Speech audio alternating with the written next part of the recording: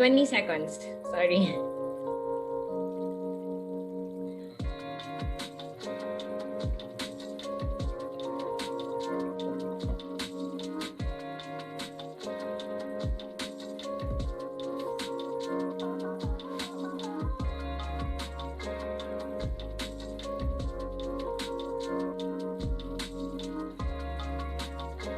Good evening, everyone. Welcome to TEDxADMU 2021. I'm Lorene Uy.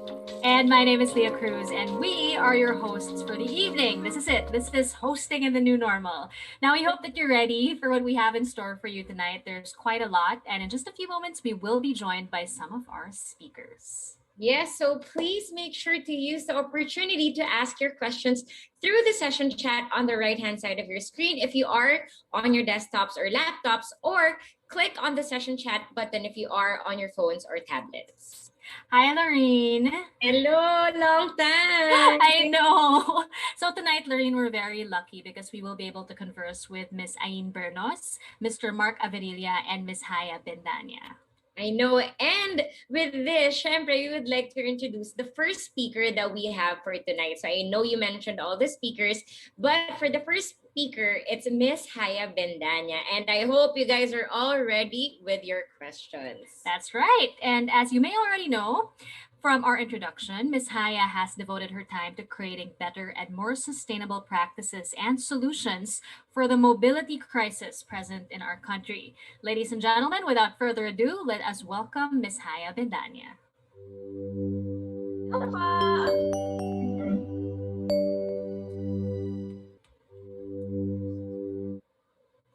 Hi, Haya! Hello! Hi! Good evening po. Good evening, Miss Lorene and Miss Leah. Hello, kamusta ka naman ngayon? Ano po, hopefully hindi po ako ma-cut off. Mag-a-advance sorry na ako sa mga tao. In case internet fails. Tayo po ay nasa Pilipinas pa rin. Pasensya na po. Yes, we all understand. Relate na relate lahat ng mga tao dito. All right, let's dive right into it, Haya. Haya, what do you think are the key factors that contribute to our inefficient mobility system? Ang dami po. But I think the largest one is really our solution to the mobility crisis is car-centric policies.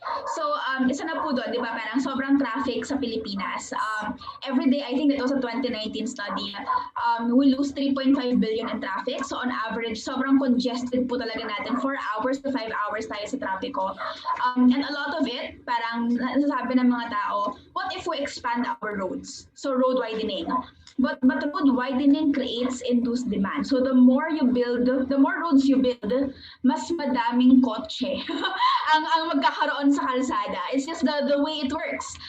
But problem is, 12% of our Filipinos are the only one who can afford cars.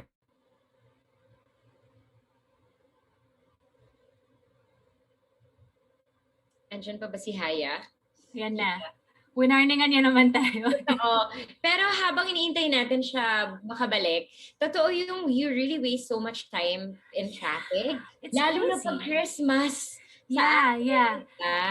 And So, it's mind blowing that she mentioned 4 hours. We lose 4 hours on the road. It's lalo na pag crazy. rush hour, I'm sure, pre-pandemic, lahat naman Yeah. tayo na usually nasa daan, nagko-commute, or either way, kahit may sarili kang kotse, alam talaga natin kung gaano ka-congested minsan yung mga daan. Kahit hindi na siya yung EDSA, kahit hindi na siya main road. Lahat. Oo, lahat talaga ng streets ngayon, traffic na rin. But hopefully nga, we get a better mobility system in the future. Yeah. Diba? Interesting na nga because I think Haya was just about to start talking about road widening because I've heard that being discussed before.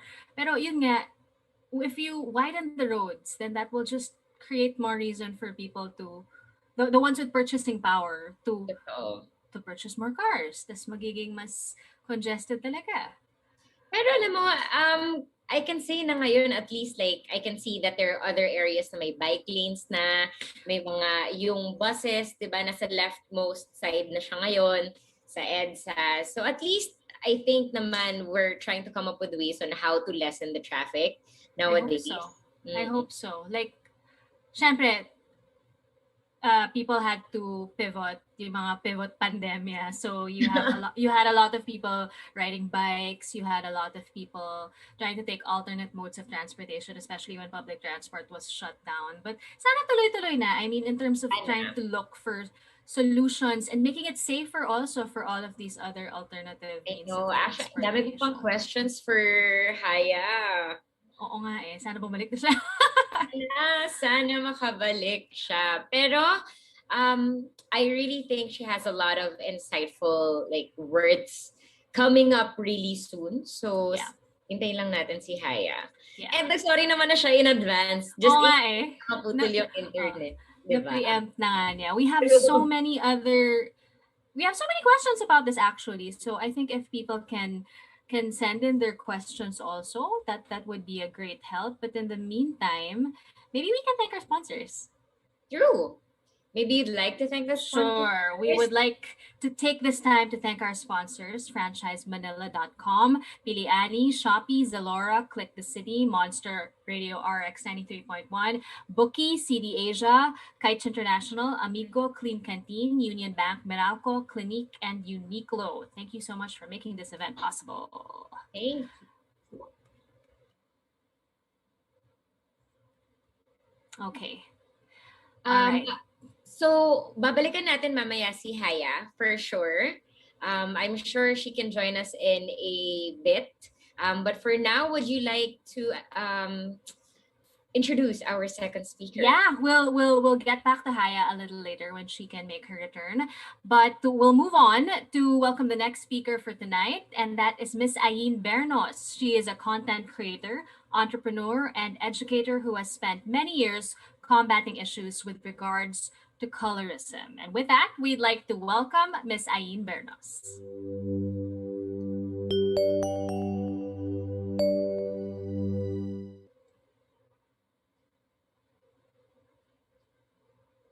Hi.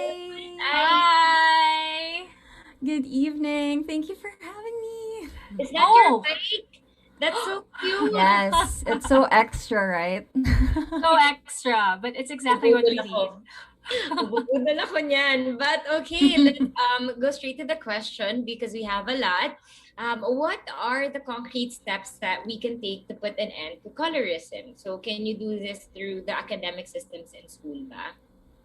I think so, absolutely. First of all, colorism is not something that we even talk about kasi in the basic setting. I think, well, I had to pursue it in college. I had to dive deep. It wasn't even in the curriculum. It was never taught, history-wise. Now that I'm thinking about it, maybe this would have been nice to be discussed in Civica, something like that, when we're talking about our ancestors. When we're talking about the history of the Philippines. From the beginning, when we talk about Aitas, Malay, Indones, diba? Before yung mga ninuno, I wish that was tackled then, but I remember kasi when we were talking about that, it was almost always from a negative perspective too, na from a very young age, first grade, the assumption and the association, like dark skin was already associated to negative, ideologies. So hopefully when we talk about skin color at all, even though it's not specifically colorism, that should be discussed because the narrative grows from there, and we carry it on to adulthood. And sometimes it's so natural na lang for us. It's something that we need to unlearn now that we're adults. Oh, yeah. And it's funny because here in the Philippines, we don't actually realize that we're doing it most of the time. Mm-hmm. What was the turning point you had that empowered you to speak out against colorism? For me, it really was arming myself with knowledge because for the longest time, I was also, affected by it. I was also insecure. I also tried to change myself.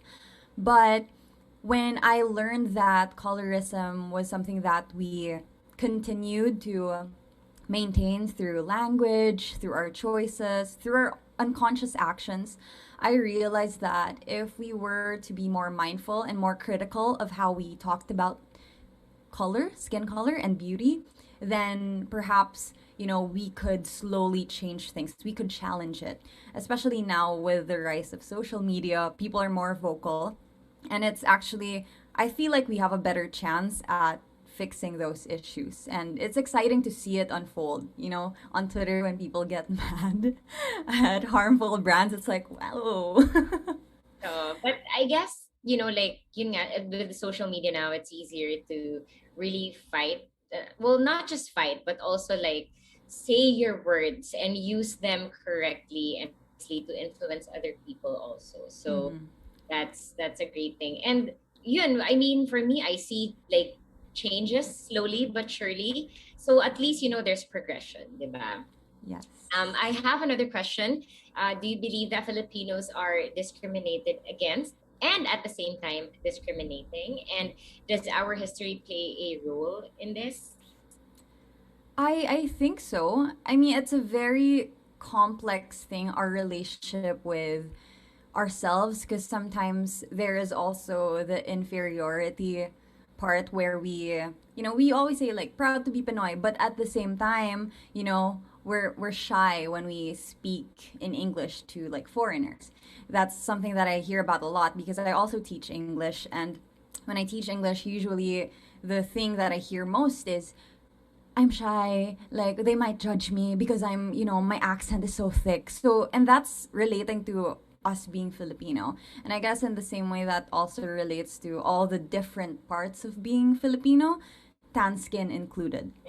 So, at the same time, because we have those insecurities or like, I don't know, we have those perceptions about skin color or like our Filipino ness. And when we inherently feel inferior, then anything that reminds us of that, for example, the Miss Canada issue.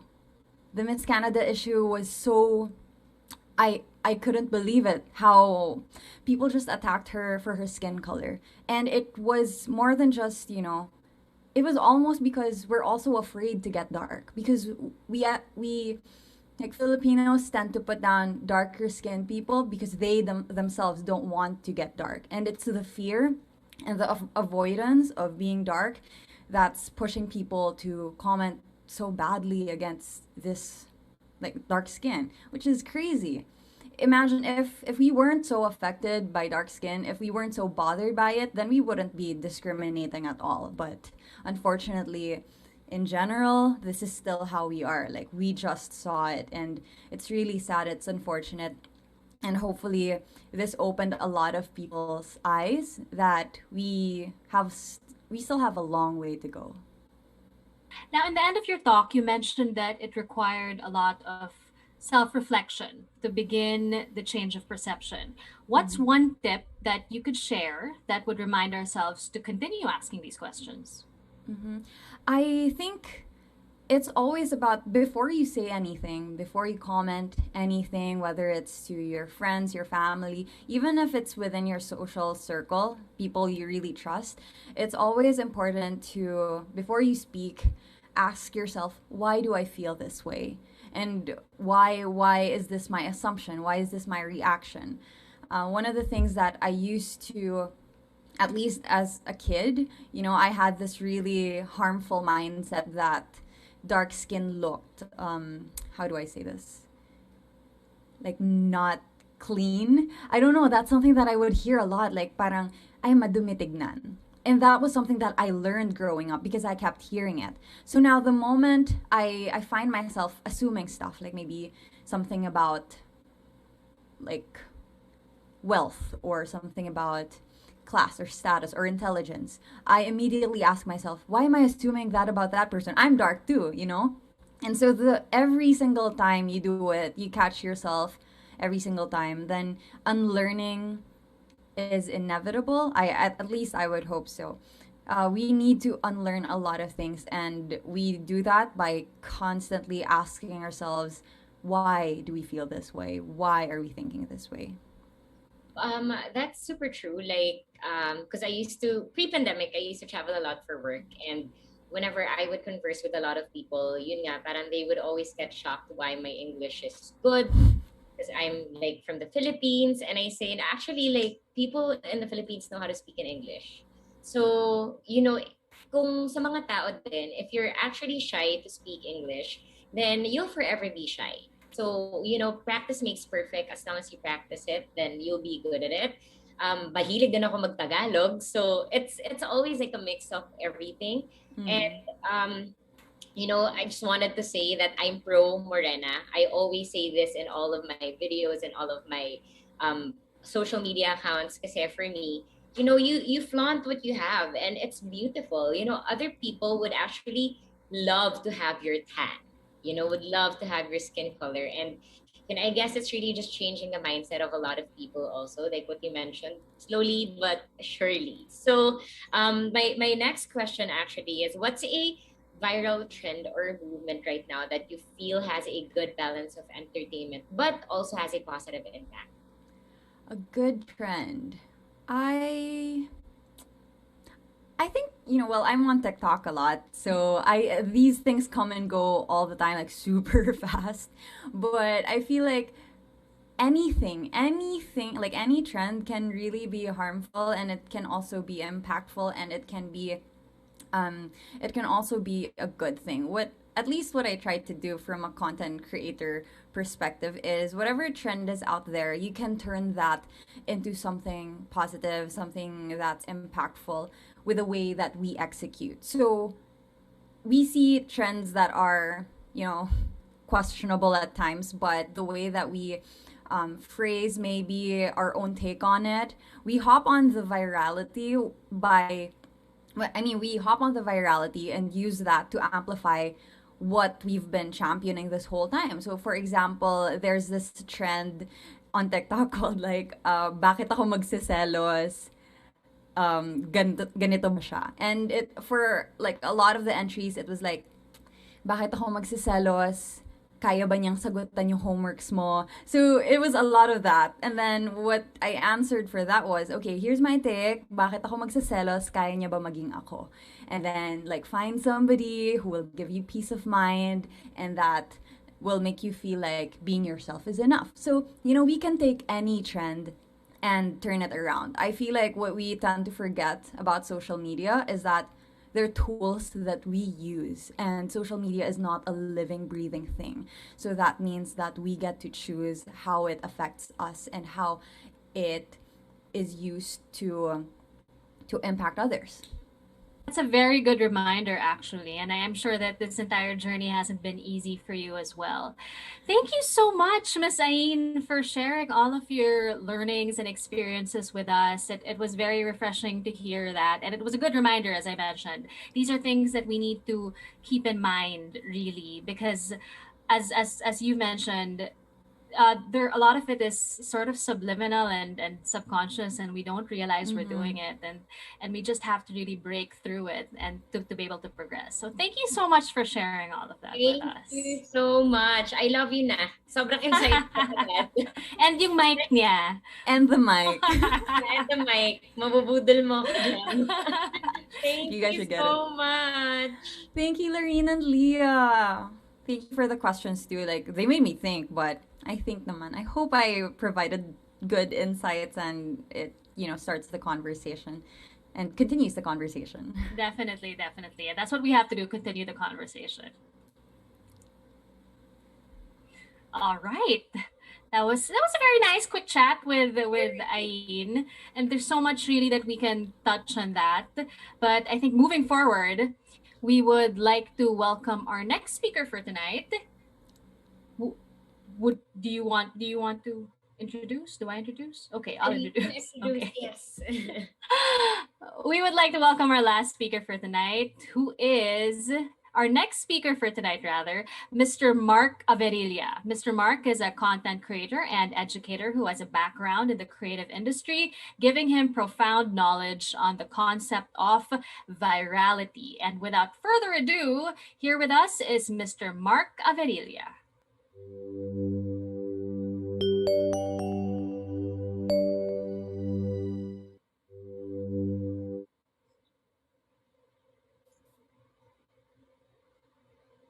Hello. Hi, hi, Auntie Julie. Hello. I'm such a fan. Thank you so much. Hello, Lorene and Leah. Hello. Yes, so let's dive right in na. Do you ever feel like you lose yourself in your online persona from time to time? Yes, a lot, Lorene. Actually, minsan naiisip ko nga parang, ano ba, Auntie Julie na ba ako forever? Am I the chismosang kapitbahay? Am I the tita, progressive tita who's always making puna of everything? Or is the progressiveness of the character ba minsan out of the blue na? But what I've learned as well, dapat lang merong proper balance, no, between the real me as McCoy and the other persona as Auntie Julie. So nagagawa naman siya at least. And I also think like it's basically like, I guess, paminsan pag masyado ka nagtatrabaho, masyado ka na in the zone, so kailangan mo pa rin mag-break. So I guess it's sort of like that, but harder for you. Yung persona siya. Sorry, I have to ask also because I'm a fan because I'm from Poveda. so I totally understand that it's difficult also to stay authentic even while creating an online persona, because it also sort of seeps into your own personality, all of these personas that you create, and you pick up things from these characters. So for what tips can you offer people how to stay authentic even while creating those personas online? I think always remember lang why are you doing the content, no? Kasi yun naman yung una eh. So just always remember why are you posting this content and why did you created this persona and what are your intentions? Because of course with other content creators, iba-iba rin naman ng goals yan eh. There are for entertainment, merong for education, 'di ba? Merong for virality, merong for just pure fun, 'di ba? But to be able to stay authentic, napaka-importante to stay sa question, why are you keep on uploading? 'Di ba? So in my in my experience, staying authentic, minsan sa totoo mahirap siya, no? Kasi napapaghalo mo yung as McCoy and then as Auntie Julie, or kung ikaw lang as isang content creator lang and one persona lang yung pinoportray mo, parang iisipin mo lang na whenever you hold your phone and record that video, just be the real you, 'di ba? Kung ano ka sa friends mo, ano ka sa family mo, ganun ka din dapat sa harap ng camera. But minsan may mga instances lang din na syempre kung ano kasi yung perception ng tao regarding dun sa persona, online persona na pinoportray mo, they're expecting more eh. Like minsan if they feel na you are a bit sad or you are a bit loud on sa content na to, they will notice and then they will say, okay, this is not you anymore. This is not chismosang kapitbahay anymore. This is not Auntie Julie anymore. So I think the takeaway here, Leah and Lorene, just really stay sa core and ask yourself, why do you keep on uploading this kind of content? Since we're on the topic of online personas, then I mean personal and online persona, what are the essential parts of you that you usually inject in your own online persona? And if there's any, bakit? Essential part siguro number one would be educating, no? Educating the viewers or the audience. Uh, that's part of my advocacy as well because I'm a professor. I'm a college professor, so naka-imbibe siya.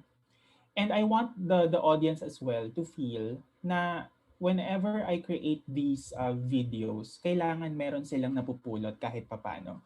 But of course, may konting sipa, right? Para may konting pahapyaw, 'di ba? So may konting ganon. Second essential part would be, of course, the concept of entertaining your audience and making them laugh, and quirk, yung quirk. I'm a very observant person, so whenever I want to create personas on the internet, I really observe. So, example, I go to a coffee shop, bili akong coffee, observe lang ako, ganyan. And then titignan ko paano magsalita ang mga ganitong tita, paano magsalita ang ganitong group. Pinapansin ko, no? So, and then, pag uwi ko ng bahay, nagsusulat ako. So, pansin ko, eto, ganito, magsalita yung mga taga ganitong school or ganito yung mga empleyado ng ganitong company, napansin ko. And then, from there, dun ako gagawa ng parang video ko na okay, I think pwede tayong mag-upload na parang ganito. So, yeah, Lorene, essential part would be, of course, educating the audience, making them entertained and making them laugh, with of course, observing the quirks as well. How about the separation of your real life with your online persona? Is it really necessary to separate that? In my case, Leah, wala namang separation na nangyayari, no? Kasi ah ang ano naman, ang napapansin ko rin naman kasi for the past few months, whenever I go outside, uh, people will still see me as McCoy. Some people will call me Auntie Julie, kunwari sa mall or coffee shop. But I guess kasi, hindi rin ako hindi rin kasi ako nagpo-portray sa labas na I'm Auntie Julie or like I'm wearing pearls or meron akong damit na nakapambabae. Whenever I go outside and whenever I talk to my friends, to my family, they still see me as McCoy. And yun din yung gusto ko. Kasi iba dapat yung kumbaga iba yung online, iba yung in real life, no? So, minsan napapaghalo, 'di ba? So, sometimes some people lang sasabihin, "Ay, ba't hindi ka naka-pearls?" And then I will say, nasa mall ako, ba't ako magpo-pearls?" 'Di ba? Parang hindi siya balanse. So, I think sineparate ko naman siya properly. But of course, there are audiences lang din. They are expecting na, okay, you should dress like this. Dapat may suot kang ganyan. Um, Given that you are very present online also, do you have bashers? And if kunyari meron ka sa mga online personas mo, how do you usually handle them? Yung bashers, I think hindi man siya mawawala. So meron din talaga. As McCoy, as Auntie Julie, or as kung sino man, meron at meron pa rin akong mga nababasa. So ako usually, ang ginagawa ko naman when I have bashers, I just don't read the comments. Actually, may comment section, notifications of comments sa Instagram, TikTok, and Facebook, naka-turn off. Yung notifications lang ha. But people can still comment. But me, I've learned the hard way din eh. Kasi I realized the more na binibigyan mo ng attention yung bashers, nakaka-affect din pala siya sa pag-upload mo ng content, sa pag-conceptualize. So me, ang tip ko talaga, after you upload a video, don't check your social media, don't check your page. Let people comment and hayaan mo na, di ba? Nandun na yun. So, but me, what I've learned as well, Lorene, don't ever, ako have time na i-calibrate din yung content mo. Like, ask people, how do you think about this? Do you think nakaka-offend? So, yun din yung learnings ko para hindi mababash. Okay, those are very good tips actually for anyone who's operating on social media nowadays because we're all not immune to bashers no matter who we are. But we have a question someone would like to ask. I'm 1 year into creating content for TikTok and YouTube.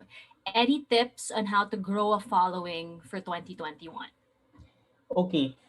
The thing now with the social media, especially in 2021, the algorithm is really disrupted. We saw the rise of content creators, and there are a lot of brands who allocated budget for 2020. So, meaning to say, Facebook, YouTube, and Instagram algorithm, it's all disrupted. That's why there are content creators actually na napapansin nila, bakit every time I upload a video, hindi na ganun kataas yung views or hindi na ganun kataas yung likes. But I think the concern here, just upload, no? Just don't forget to upload. On TikTok kasi, the secret to success daw, no? Sabi nila, upload every day.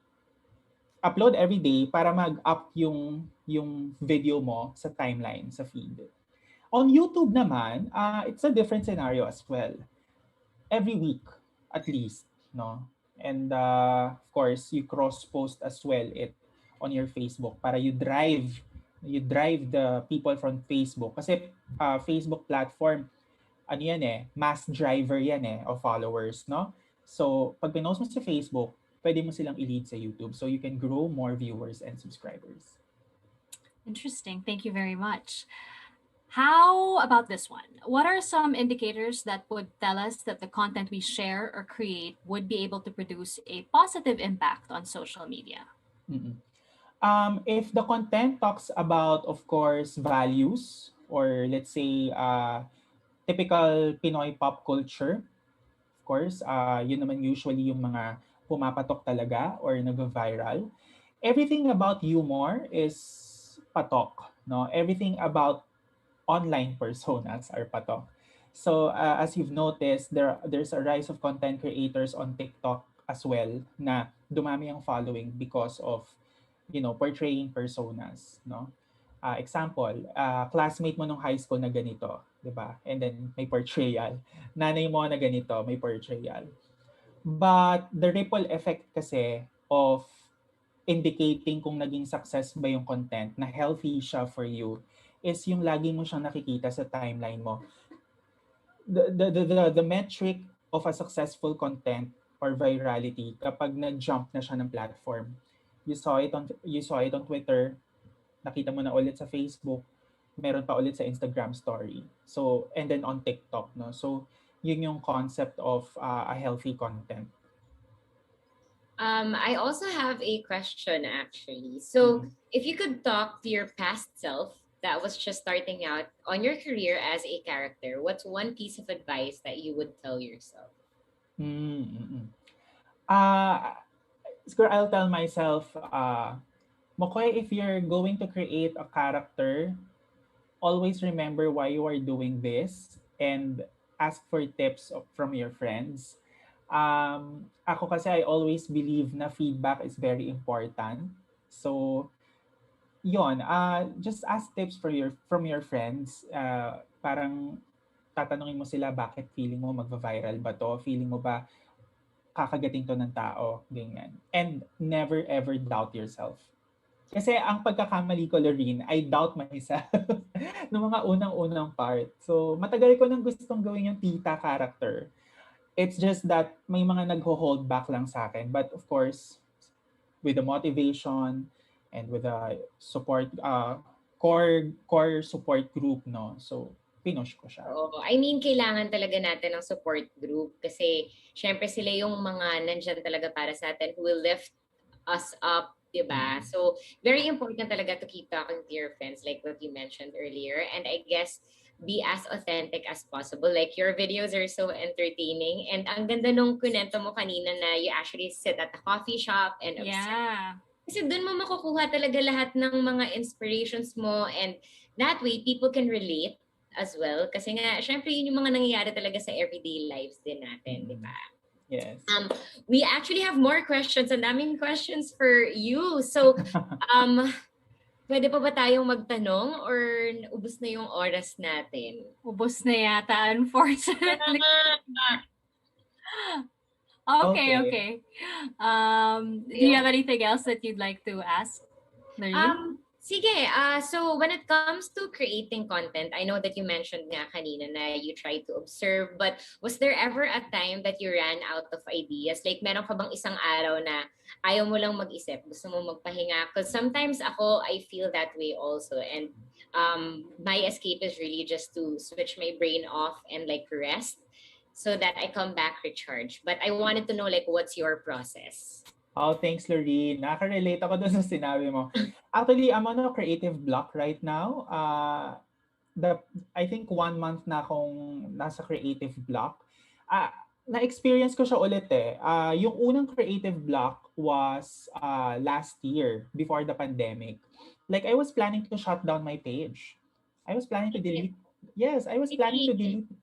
Yes, I was planning to delete the McCoy Dubs page kasi I don't like to dub na or hindi na ako nagda-dub ng movie and I don't like to upload small vlogs or mini vlogs na. And then TikTok came. So, kinross post ko. But the process, Lorene, nandun ako sa point din na parang ayoko munang isipin, ayoko muna mag-upload for 1 month.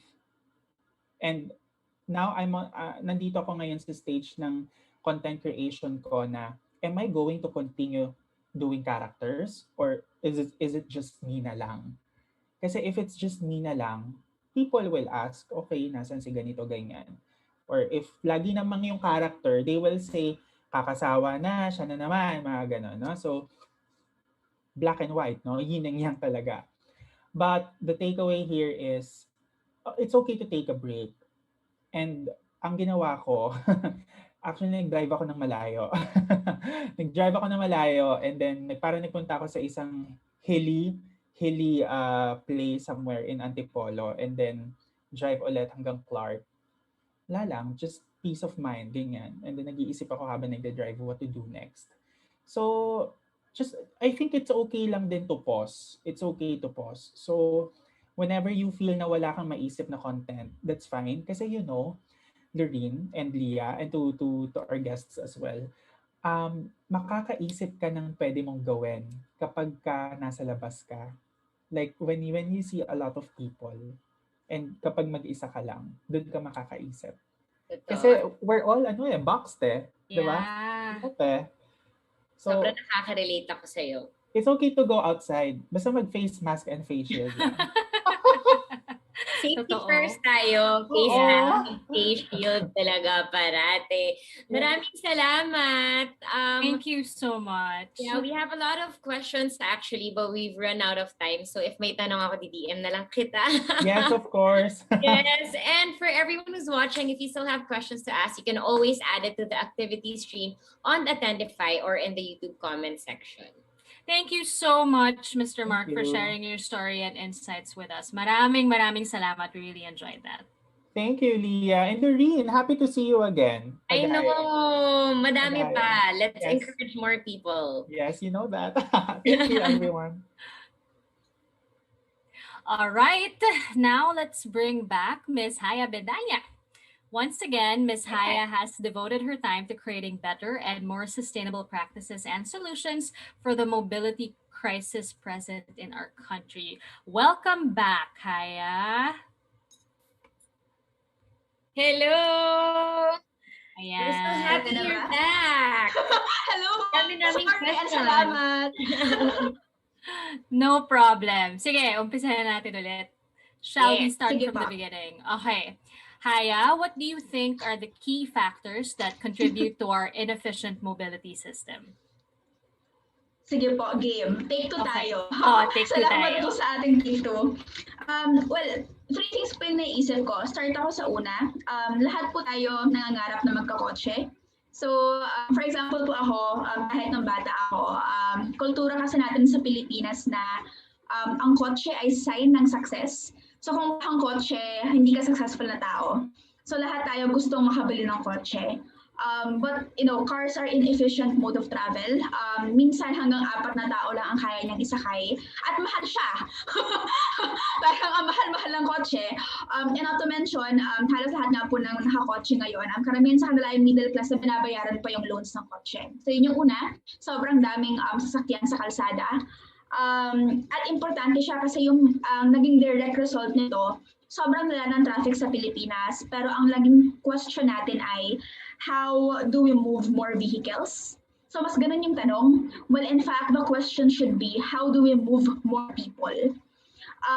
So naging vehicle, yung naging focus ng paggalaw ng ating mobility systems at halatang halata siya in the way we do our policies. Ang ating solusyon sa traffic ay road widening. Kasi how do we move more vehicles? At yung road widening na yon, usually car lanes siya. Hindi siya pedestrian lanes, hindi siya bike lanes, pangkotse. Hindi siya public transportation lane, wala. Pangkotse siya. Pangalawa, yung mga pedestrian overpasses natin. Yun nga po, so, halos lahat naman tayo ay pedestrian. Wala naman sa atin ang hindi pedestrian eh. Naglalakad tayo, nagsiklista, etc. At nakakapagod na kung ikaw halimbawa ay buntis, kung ikaw ay isang taong may kapansanan, kung ikaw ay isang matanda na may rhinitis na, nahihirapan ng umakyat, pero pinupuwersa ka pa rin umakyat ng overpass. So doon pa lang, halatang halata na mas may priority sa paggalaw ng sasakyan versus sa paggalaw ng tao. Yun yung pangalawang rason. At yung pangatlong rason, feeling ko po hindi pa nagsasink in sa atin na limitado ang espasyo.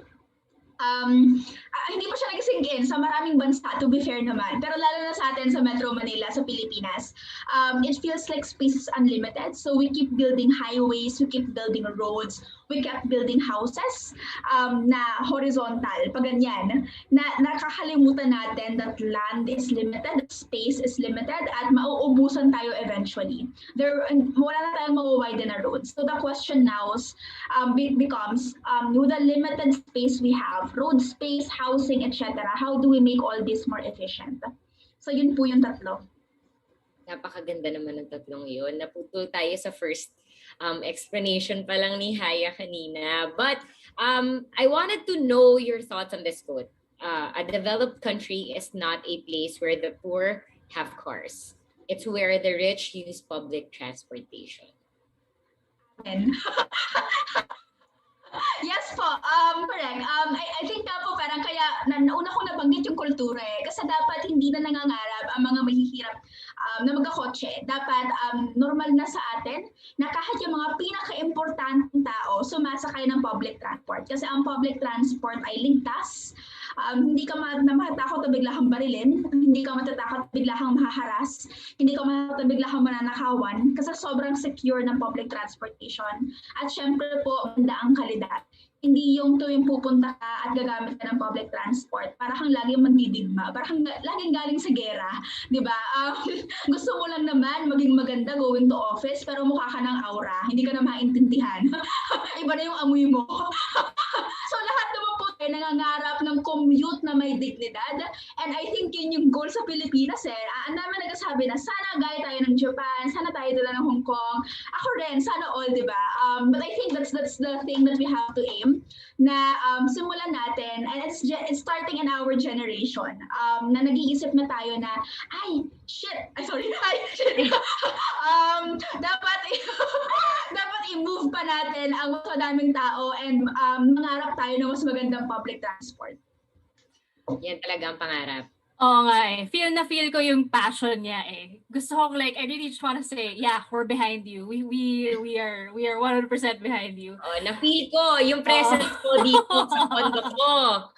Ganon. Ka-powerful. Oo nga eh. Haya, how can we start mobilizing these solutions? And where are we now in relation to all of these? To be honest po, lahat, ano siya nagsisimula na tayo and I think ang daming pangit na nangyari sa pandemic. Actually, halos lahat pangit na nangyari sa pandemic. Ang daming namatay, ang daming suffering. But for the longest time, ang sinisisi po ng Pilipinas sa traffic, we constantly rank number 1 or number 2. Diyan tayo laging top. Galing-galing ng Pilipinas dyan. Sa pinakamalalang traffic sa mundo, di ba? And for the longest time, ang biniblame po natin ay public transport. In fact, mga jeep, mga bus, yan yung lagi nasa articles. But if you notice, when the public transportation ban happened in March 2020 nung nag-lockdown, at bumalik ang mga kotse sa kalsada, nagpumila sa Starbucks kasi isang linggong nakulong, traffic pa rin. Sobrang traffic pa rin. And kahit na karamihan ng mga tao ay bumabalik, ano yun that's a very limited number of people. At halatang halata na, okay, dati nung bata ako, I feel like the mobility crisis and the traffic situation of the Philippines, wala siyang pag-asa. Because how do you reform the public transport system? Para ang hirap niya. But the pandemic showed us a way out na hindi ganun kahirap solusyonan yung problema. In fact, we can solve it by prioritizing the mobility of people over the mobility of cars.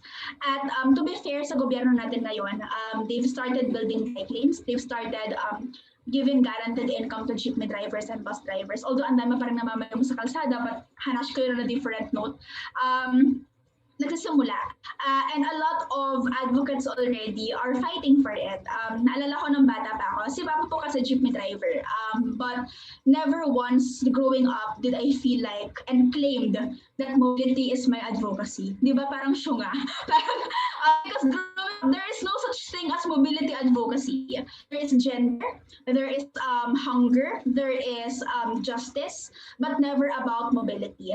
But I think right now, alam na mga tao at napag-uusapan na ang traffic at napag-uusapan na ang transportation at mobilidad.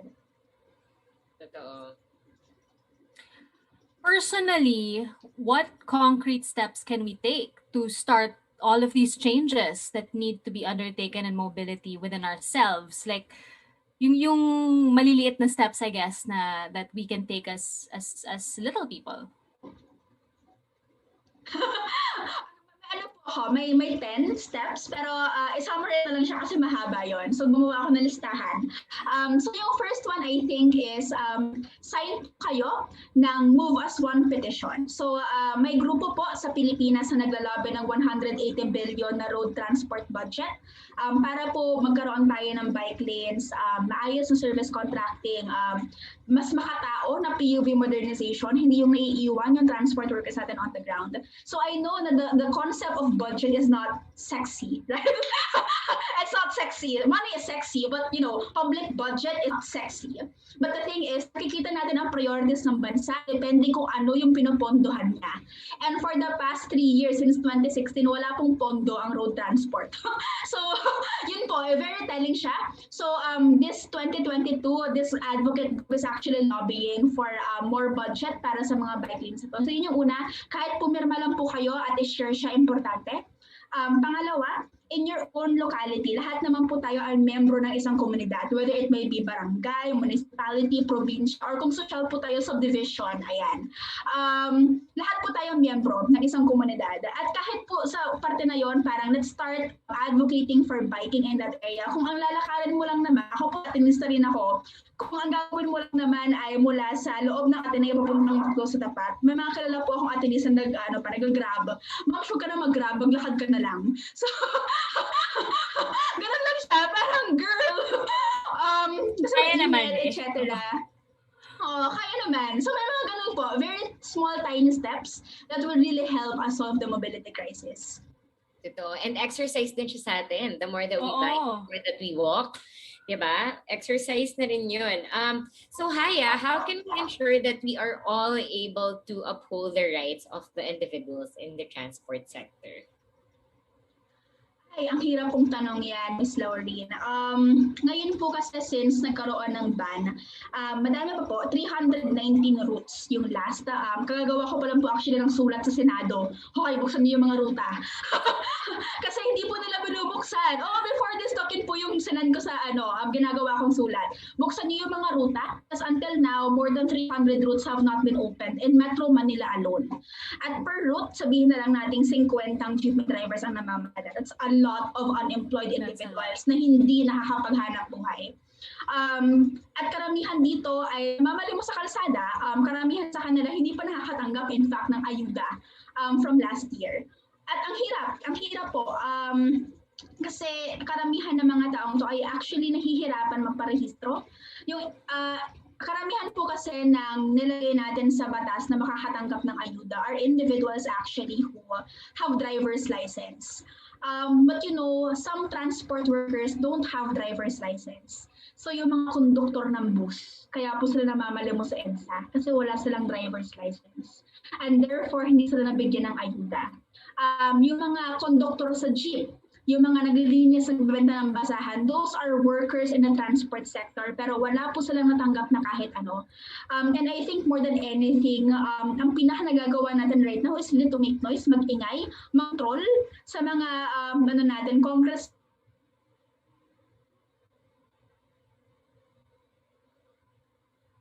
Andiyan pa ba siya? Aya? Nakikinig ka naman ako sa... Oo nga eh. Intuit na ako ulit. Ay, Okay. wala na nga Yeah. talaga siya. I think we just lost Haya again, but that's okay. That was our last question, actually. Oh, there you are. Okay. Okay. Let's move her up. Let's finish this question. She was right in the middle. Okay, continue. Go ahead, Haya. Sige, last, bago tayo sukuan ng tuluyan ng internet. So ayun po, just keep talking, just keep trolling, keep retweeting those stories because alam ko sawa na tayo sa stories of suffering. Everyone has been suffering in this pandemic, but don't stop retweeting, don't stop sharing the mileage, and more importantly, panawagan ko po ito sa mga estudyante. I remember, noong 2017, second year college ko lang pumunta sa Ateneo. Actually, ito yung pinakaunang time na nag-viral ako, quote-unquote. Kasi may public transportation strike, pero hindi po nag-suspend ng klase ang Ateneo. So sobrang galit ako noon kasi parang, moms, yun ang alam pala natin gawin sa buhay para makiisa sa kanila. Tapos di pa tayo nag-suspend ng klase. Bakit? Kasi ba karamihan sa atin nakakotse? Kasi ba afford natin mag-grab? Para nakalimutan nyo ba na karamihan ng ating staff, ng ating personal, hindi naman kaya, lahat sila nagko-commute. At I think yung pinakatampo ko doon is whenever there is a transportation strike, the students are happy kasi masususpend yung classes. Pero a lot of them actually don't ask the deeper question of why is there a transportation strike in the first place? Ano nga ba yung pinaglalaban ng sektor on the ground? At pakiramdam ko, yun yung mas malalang na narrative. Kahit hindi ka mag-share, kahit hindi ka mag-post, pero tuwing nagkakaroon ng transportation strike, tanungin mo sa sarili mo at magbasa ka kung bakit nga ba karamihan ng mga tatay, gaya ng tatay ko, mag-give up isang araw na walang makain, walang biyahe, na walang livelihood para lang makapaglaban ng gobyerno. Kahit isang beses lang, malaking bagay na po siya. Ang ganda ng... Have to. Oo nga eh. Oo nga. Go ahead, Lorraine. Palakpakan ko lang kasi totoo, alam mo, inspiration ka sa madaming tao para sa mga, alam mo yun, yung issue naman na to, matagal na nandyan. But, you're always there to encourage people and to inspire people para magkaroon nga tayo ng mas okay na transportation system dito. So maraming salamat.